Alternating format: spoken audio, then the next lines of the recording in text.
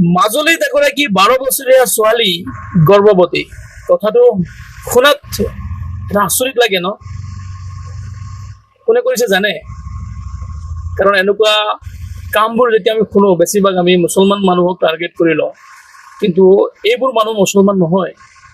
এইবোৰ মানুহ নামকেইটা পঢ়ি শুনাই দিছো। খগেন দলে, ধৰ্মকান্ত পেগু আৰু নাথুৰাম দলে সহ 6জন মানুহে দলবদ্ধভাৱে এগৰাকী 12 বছৰীয়া ছোৱালীক দৰ্শন কৰিছে মাজুলীত।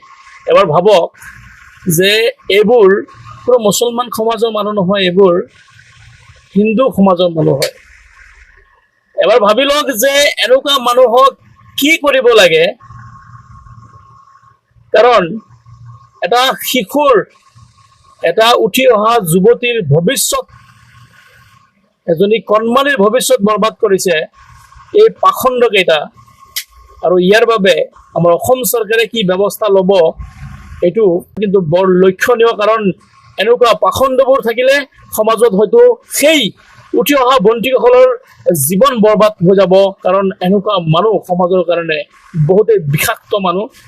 গতিকে এই ভিডিঅ'ৰ জৰিয়তে মই আমাৰ অসমৰ প্ৰশাসনৰ লগতে আমাৰ হিমন্ত বিশ্ব শৰ্মা ছাৰক এটা ৰিকুৱেষ্ট যে এনেকুৱা মানুহৰ উপযুক্ত শাস্তি বিহিব লাগে, যাতে এনেকুৱা কাম দ্বিতীয়বাৰৰ বাবে কোনো মানুহে কৰিবলৈ সাহস নাপায়।